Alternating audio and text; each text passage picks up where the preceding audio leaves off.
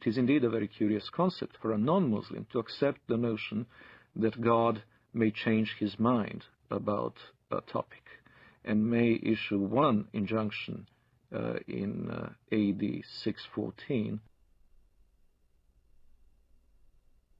and then a very different one in AD 627.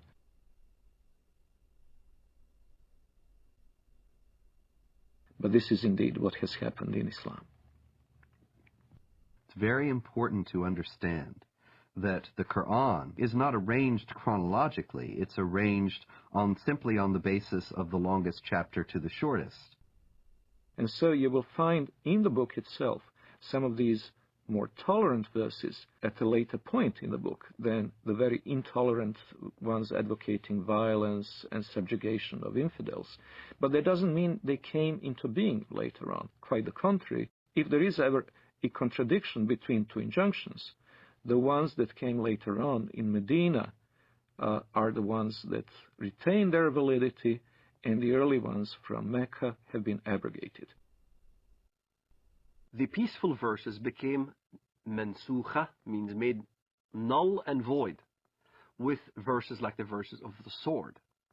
Traditional Islamic theology has it that the 9th chapter of the Quran, Surah 9, is the last revealed in the career of the Prophet. And it is the only one that doesn't begin with Bismillah ar-Rahman ar-Rahim, in the name of Allah, the Compassionate, the Merciful. Some have said that that's because there's no compassion or mercy in this particular chapter, and that it is the Quran's last word on jihad, and in particular on how Muslims should behave toward unbelievers. In it is the celebrated verse of the sword. And what does the verse of the sword say? It's very clear.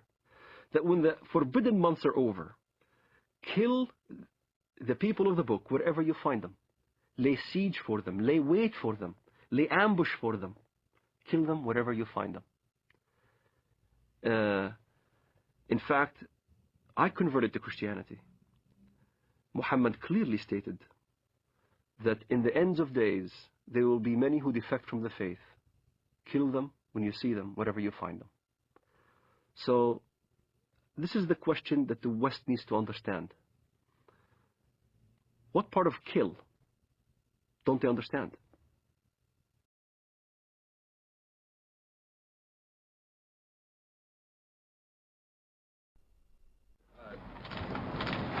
You said that the President reiterated the message of tolerance and the importance that this is not a campaign against Islam or Arab nations generally.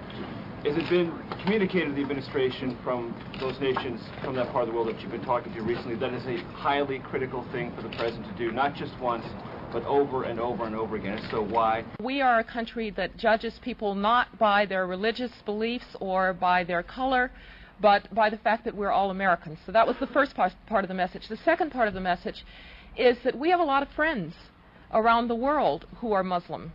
We have countries that are long friends of the United States who are of the Islamic faith, and the President wanted to be very clear that this is not a war of, quote, civilizations, that this is not a war against Islam. This is a war against people who in many ways pervert what Islam stands for. Islam stands for peace and stands for nonviolence, and he wanted to make that very, very clear. Yeah, sure. Islam and Islamic civilization are unique in their stance toward non-believers, and that Islam is the only religion in the world that has a developed doctrine, theology, and law that mandates violence against unbelievers. That there are peaceful Muslims, there are Muslims around the world who are moderate, who live in harmony with their non-Muslim neighbors and have no intention of ever waging war against them in any way. But the fact is that they have a very slim justification for their own peacefulness within the Islamic sources themselves.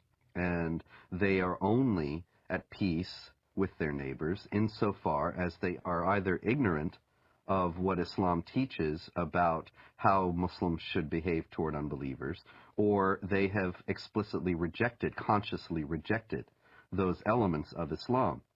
There are, in short, peaceful and moderate Muslims, but no peaceful and moderate Islam. The idea that Islam is a religion of peace, however, is paradoxically enough held even by the most violent and radical of Muslims. Sayyid Qutb, the Egyptian Muslim theorist, whose writings are revered by radical Muslims today, by terrorists today, he wrote and insisted that Islam is a religion of peace. When you study his writings, it becomes clear that he meant that Islam is dedicated to establishing the hegemony of Islamic law over the world. When that hegemony is established, peace will reign in the world.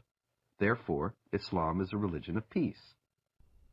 But the problem is the peaceful Muslims don't understand the edicts that comes out of the jurisprudence of Islam.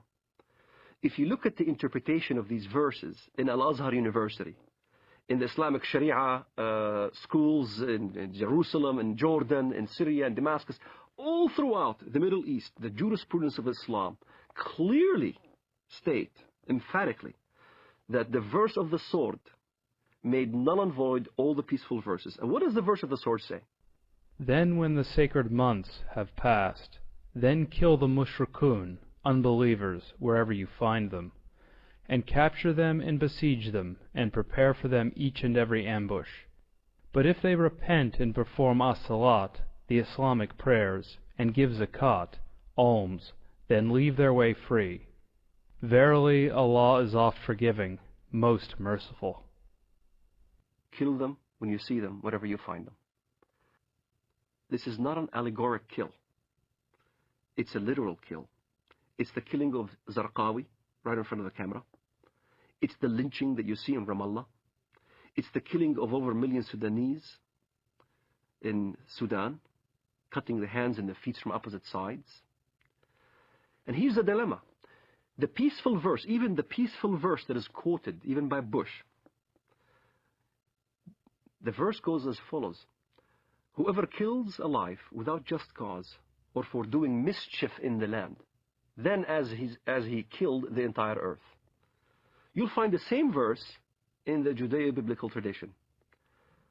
But most Westerners never skip after that verse, which makes very clear. But as those who do mischief in the land, then cut their hands and their feet from opposite sides and crucify them, literally. And that's what you see what happened in Afghanistan. That's what you see what happened in Sudan.